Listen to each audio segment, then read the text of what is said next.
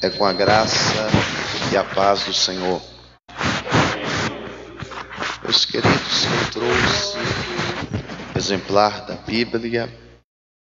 Abra, por favor, o livro do profeta Ezequiel, capítulo 37. Eu quero estar lendo o versículo 11 e o versículo 12. Ezequiel, capítulo 37, versículo 11 e versículo 12. Enquanto os irmãos estão localizando o texto de referência, eu quero tributar a minha alegria, minha gratidão por esta oportunidade que o Senhor nos concede de estar aqui com os irmãos. Quero louvar a Deus pela vida do pastor Hélito. Obrigado, pastor, pelo desvelo, pela recepção. Todos os obreiros que estão na minha retaguarda, ao irmão Pedro pelo convite, aos jovens desta igreja e todos os irmãos. Deus seja glorificado por vossa vida esta noite. Queridos, quem encontrou o texto, diga graças a Deus. Está escrito assim: então me disse, filho do homem, estes ossos são toda a casa de Israel. Eis que dizem, os nossos ossos se secaram e pereceu a nossa esperança. Nós estamos cortados. Portanto, profetiza e diz-lhes, assim diz o Senhor Jeová, eis que eu abrirei as vossas sepulturas e vos farei sair das vossas sepulturas, ó povo meu, e vos trarei a terra de Israel. Amém? Podeis tomar o vosso assento esta noite, em nome de Jesus. Queridos irmãos, todos nós sabemos que por causa da iniquidade do povo de Israel, Deus resolveu discipliná-los. E para disciplinar, Deus usou o cativeiro. Este cativeiro que em Jeremias capítulo 25 fora profetizado um cativeiro de 70 anos. É bem verdade que para este cativeiro a Babilônia invadiu Israel por 2 vezes. A primeira invasão ocorreu no ano 605 antes de Cristo. A segunda invasão ocorreu no ano de 597 antes de Cristo. E nesta segunda invasão, a história diz que os que não foram levados e os que não morreram ficaram em Israel. E nesta invasão colocaram sal sobre a terra para impedir que a plantação crescesse. E ficando desta forma, Israel viveria, os que restaram ali, viveriam debaixo de miséria, de sofrimento. E é interessante notar que no capítulo 37 e o versículo de número 11, nós podemos perceber o que é que o povo que ficou em Israel estão falando uns com os outros. A Bíblia deixa claro aqui que Deus diz a Ezequiel, dizendo: eis que eles dizem, pereceu a nossa esperança, nós estamos cortados. Quem ficou em Israel está sem esperança. Quem ficou em Israel está desmotivado. Então Deus resolve dar mais uma visão das várias que Deus deu para este profeta Ezequiel, que foi levado no segundo cativeiro para a Babilônia. E Deus dá a visão do capítulo de número 37. E o capítulo começa dizendo assim: e veio sobre mim a mão do Senhor e me levou a um vale que estava cheio de ossos secos. Eu gosto da forma que o capítulo 37 começa. Por quê? Porque o capítulo 37 começa com a mão do Senhor, e veio sobre mim a mão do Senhor. Queridos, tudo que começa com a mão do Senhor termina bem. Tudo que começa com a mão do Senhor vai bem. Tudo que age com a mão do Senhor dá certo. Eu lembro de Neemias, no capítulo de número 2, que os inimigos da reconstrução perguntaram assim: quem é que garante a reconstrução desses muros? E a resposta de Neemias foi: a mão do Senhor, ela garante a reconstrução desses muros. Eu preciso dizer uma coisa esta noite: quem garante o teu milagre é a mão do Senhor. Quem garante a providência que você precisa é a mão do Senhor. Quem garante a salvação da tua casa é a mão do Senhor. Quem garante os teus projetos é a mão do Senhor. Quem garante os teus sonhos é a mão do Senhor Deus Todo-Poderoso. Aleluia! O capítulo começa com a mão do Senhor. Isto é maravilhoso. A mão do Senhor veio sobre mim e me levou e me pôs no meio de um vale que estava cheio de ossos secos. É interessante que quem leva Ezequiel para o vale não é o diabo, é a mão do Senhor.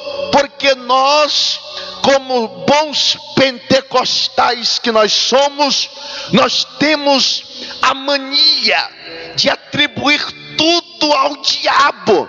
Tem coisas que somos nós mesmos e tem coisas que é o próprio Deus. Quer ver um exemplo?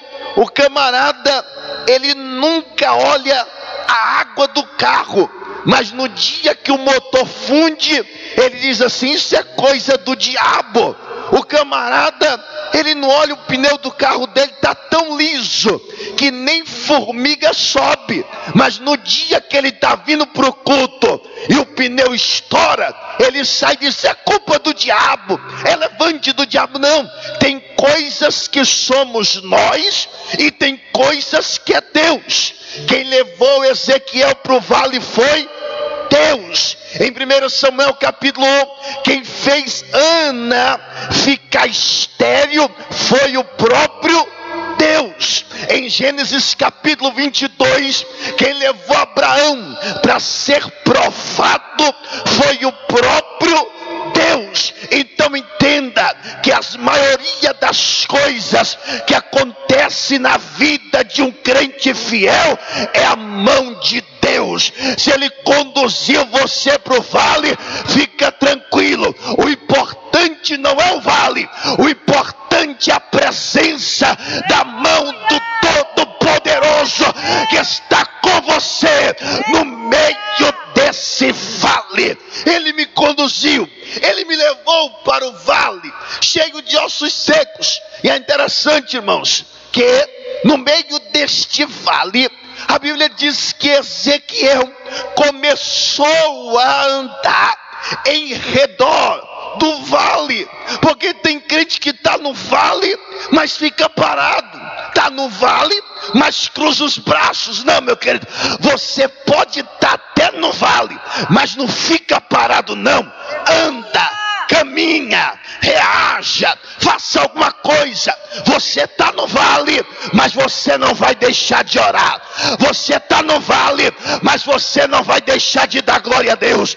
Você está no vale, mas você não vai deixar de vir para a casa de Deus. Você está no vale, mas você não vai deixar de adorar ao Deus Todo-Poderoso que fez os céus e a terra. Aleluia! Ezequiel está no vale, mas está andando ao redor daquela superfície de ossos que estão sequíssimos. E é interessante, irmãos, que neste momento Deus, Ele vai fazer uma pergunta ao profeta. E Deus diz assim: filho do homem, poderão reviver esses ossos? É interessante que por 90 vezes Deus se refere a Ezequiel neste livro como filho do homem. Todas as vezes que Deus vai falar com Ezequiel, Deus diz assim: filho do homem. Era mais ou menos como se Deus estivesse dizendo assim: você tem visões extraordinárias que eu te dou, te levo em espírito, mas nunca se esqueça de uma coisa: você é filho do homem.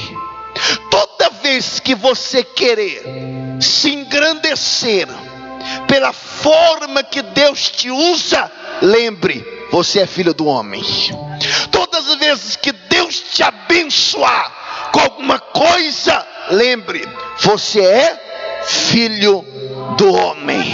Você é filho do homem. E quando nós usamos essa expressão, Deus está se referindo que Ezequiel é pó, que Ezequiel é barro, que Ezequiel é filho do homem. E sendo homem, a vida passa. Sendo homem, não adianta se engrandecer. Sendo homem, não adianta querer ser melhor do que o outro. Sendo homem, não se esqueça, você é filho do homem. Aí Deus diz assim: filho do homem, poderão reviver esses ossos?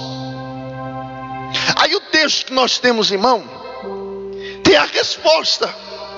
Ezequiel diz assim: e disse eu, Senhor Jeová, tu o sabes.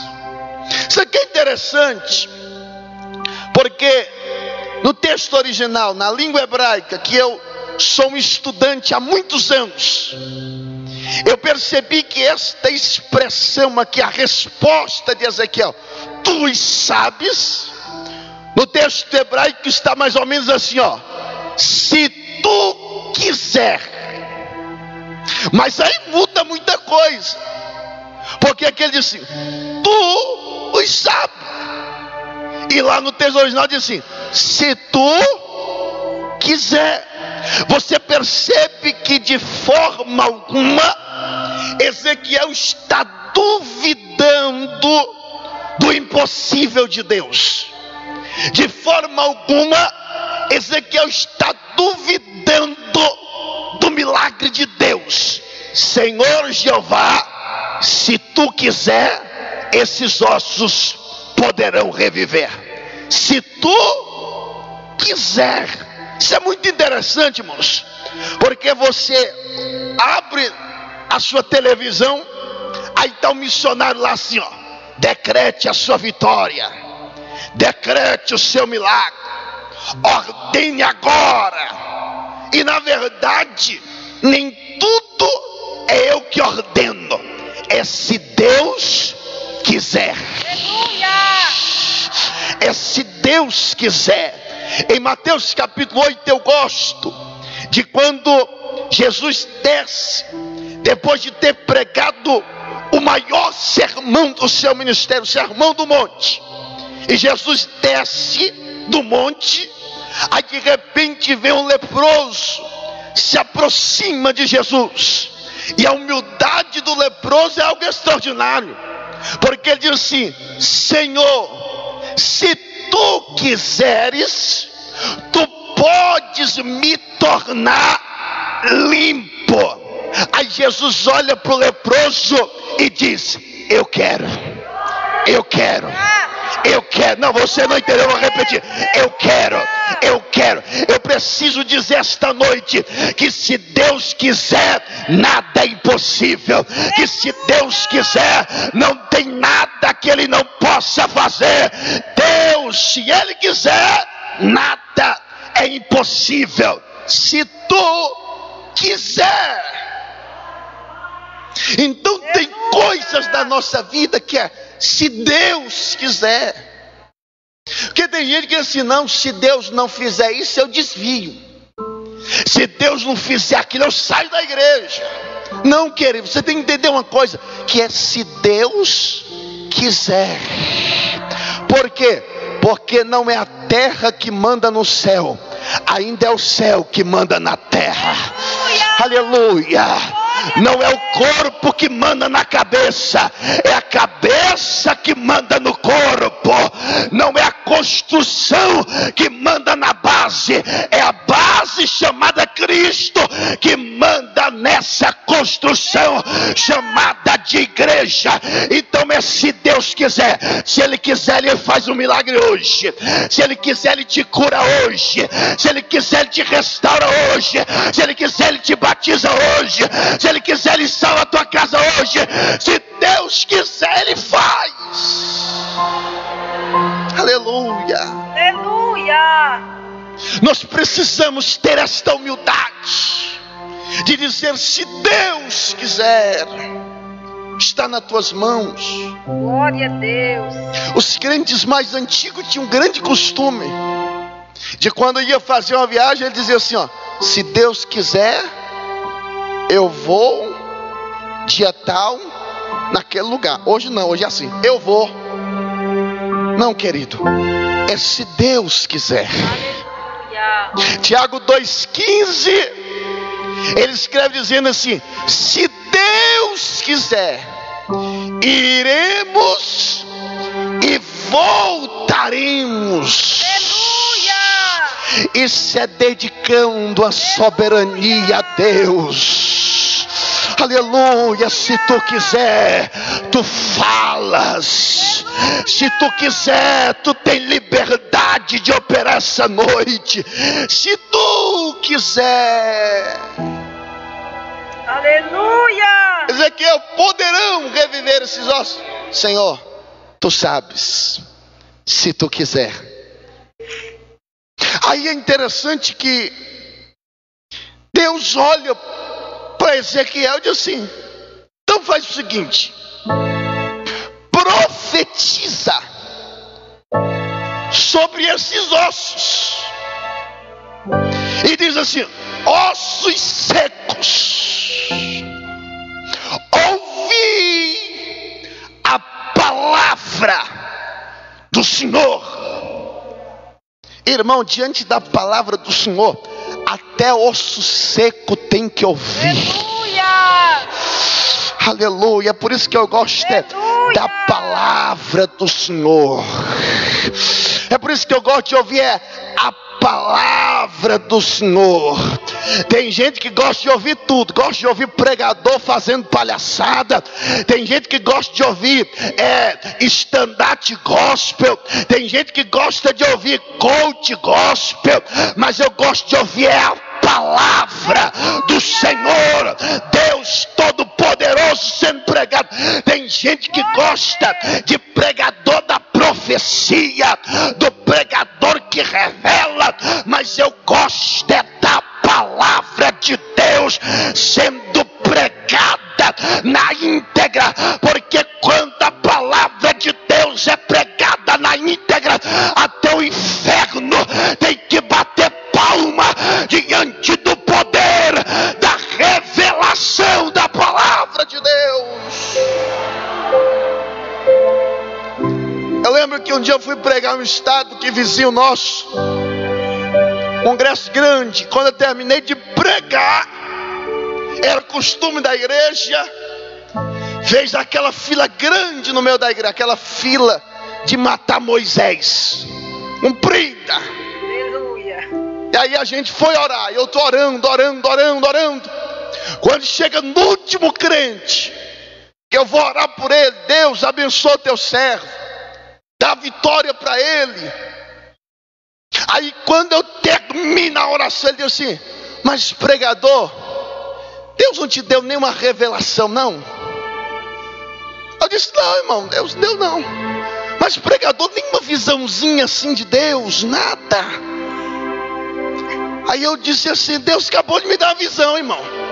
E ele disse: o que é? Eu vi um balde, um pincel e um litro de óleo de peroba para passar nessa tua cara de pau, porque eu preguei uma hora da maior revelação que a igreja tem, e você vem me dizer se Deus não falou nada.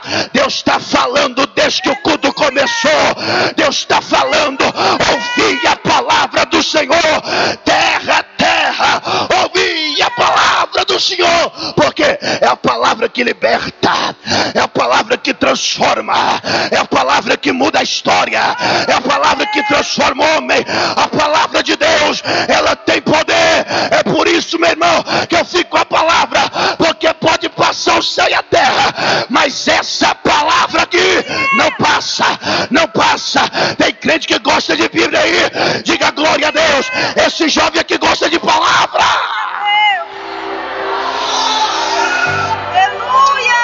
Aleluia, aleluia. Oh, aleluia. É a palavra de Deus que muda o homem. É a palavra de Deus.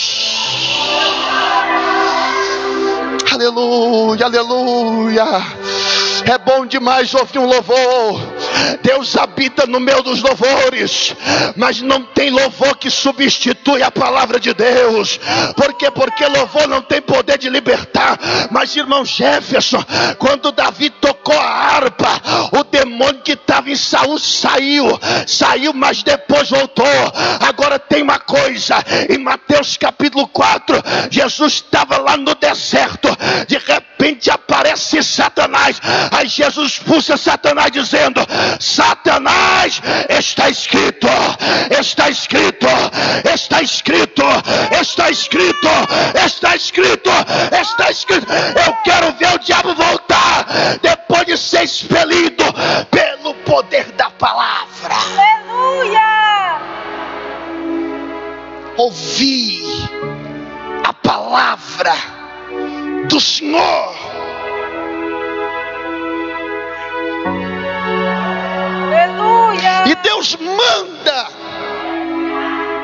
o profeta profetizar segundo a sua palavra.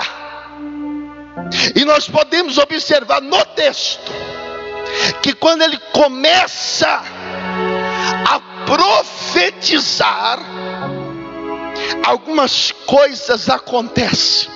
Versículo 7 diz assim: então eu profetizei como o Senhor me deu ordem.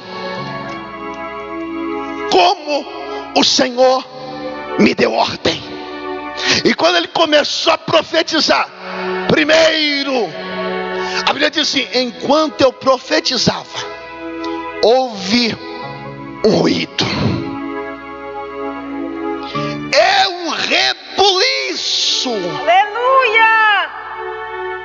Enquanto eu profetizava, começou a ouvir barulhos, ruídos. Irmão Gerson, eu não gosto de barulho. Tá certo que barulho não traz avivamento, mas avivamento sempre traz barulho. É consequência do poder de Deus. Aleluia! Culto não é cemitério. Culto não é lugar de mortos, é de vivos. É por isso que enquanto ele profetizava, até no cemitério houve barulho. Aleluia, Jesus! Aleluia, houve ruídos, houve um rebuliço. Aleluia, irmão Jesus, não gosto de barulho. Então o céu não é o teu lugar, irmãos. Por quê? Porque no céu, segundo Isaías 6, diz que os anjos cantam diretamente: Santo, Santo, Santo é o Senhor dos exércitos. Toda a terra está cheia da sua glória. Apocalipse 4, os anjos cantam: Santo, Santo, Santo. Houve um reboliço. Segundo, enquanto ele profetizava, a Bíblia diz que ossos se juntavam ao seu osso. Aleluia!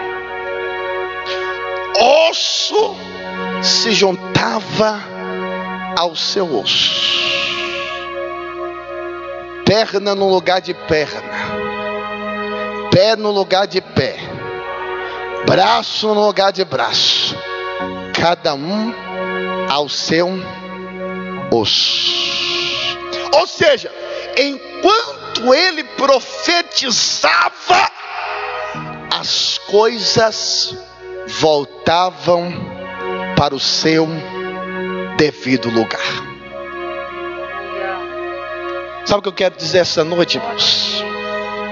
Que em nome de Jesus, as coisas vão voltar para o seu devido lugar. Amém, Jesus!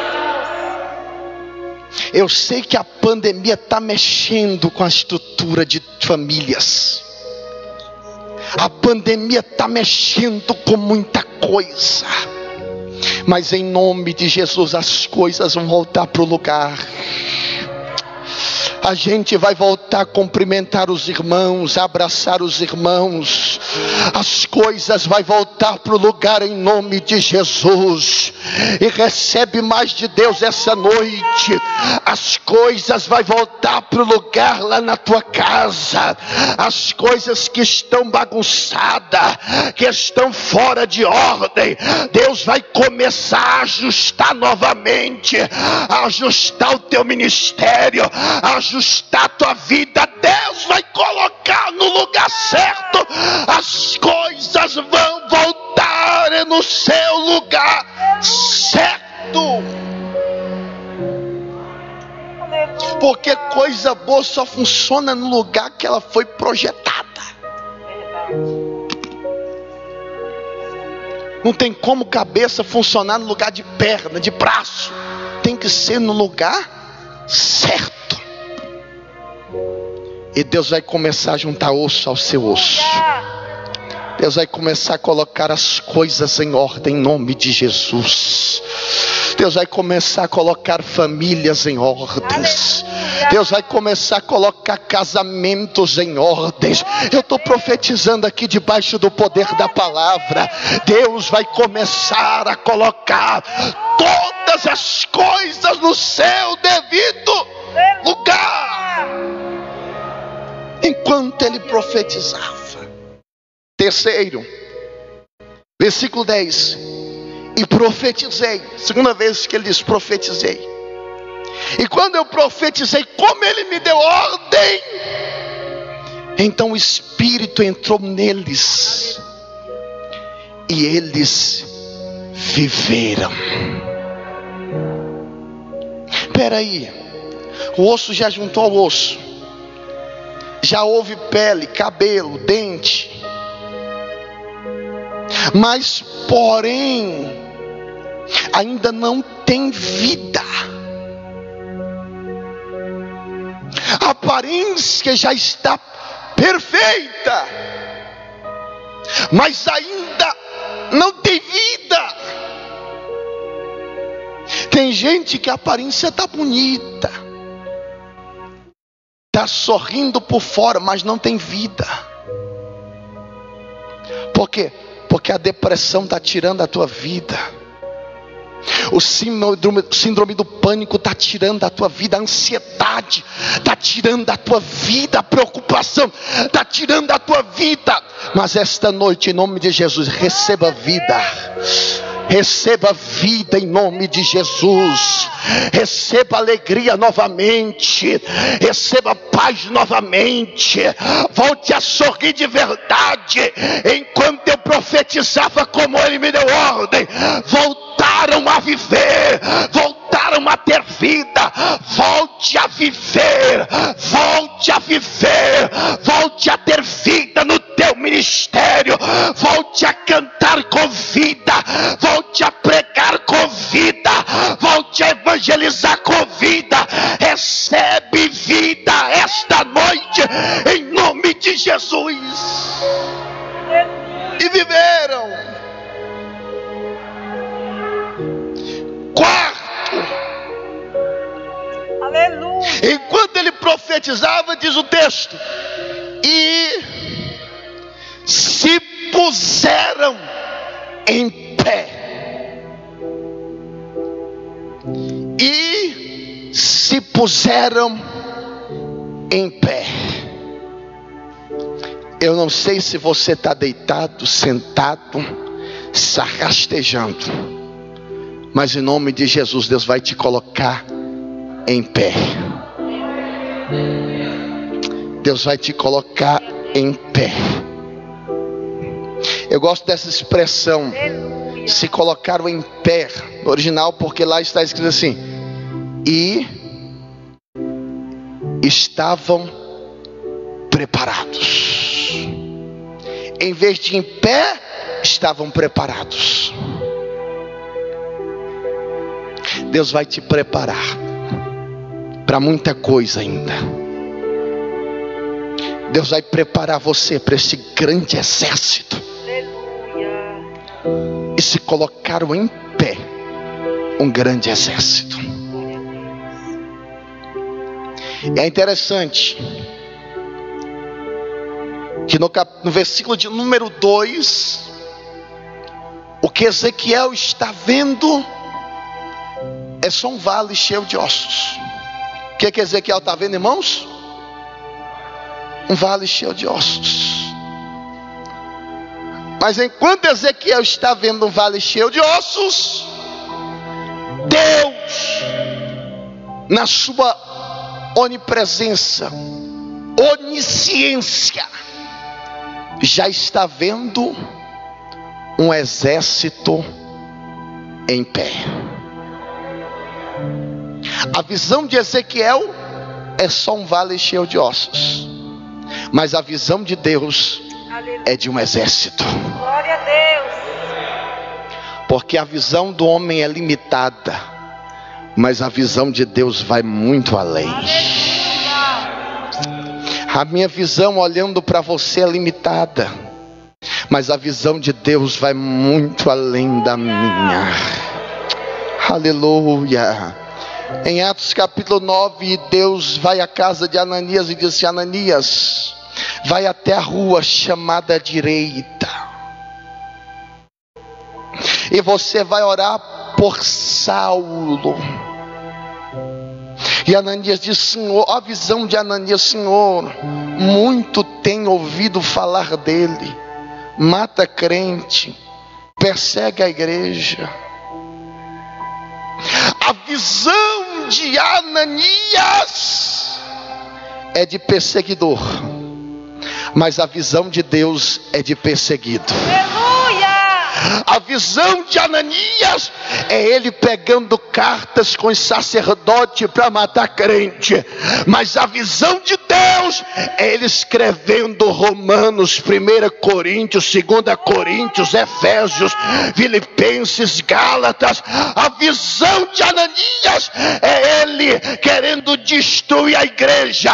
A visão de Deus é ele implantando igreja, fazendo a obra de Deus. A visão de Deus para a sua vida é muito maior. A visão de Deus para essa mocidade é muito maior. Deus quer usar você como grande exército, de pé, em pé, nesta última hora. Aleluia. E no versículo 12, o texto termina esta perícope dizendo: então profetiza. E ele vai profetizando e diz que o Senhor Jeová abrirá as sepulturas, e o Senhor Jeová trará de novo Israel para a terra. Deus estava dizendo: sabe esses ossos? É Israel. Sabe o que eles estão dizendo? Perecemos, acabou nossa esperança, estamos cortados. Mas disse para ele que depois do tempo determinado de 70 anos, eu vou trazer tudo de volta. Eles vão voltar para a terra deles. O que Deus estava dizendo é: eu vou restaurar tudo novamente. E eu termino essa prédica esta noite dizendo: Deus vai restaurar. Aleluia.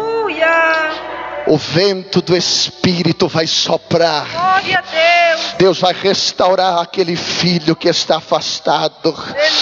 Deus vai restaurar aquele jovem que saiu desta igreja. Deus vai restaurar a tua saúde. Deus vai restaurar o teu ministério. Volte a pregar como antes, a cantar como antes. Deus vai restaurar, porque o vento do Espírito vai soprar. Se coloque em pé esta noite em nome de Jesus. Aleluia. Essa noite é uma noite de restauração. O caos que a sociedade está vivendo não vai parar esta igreja.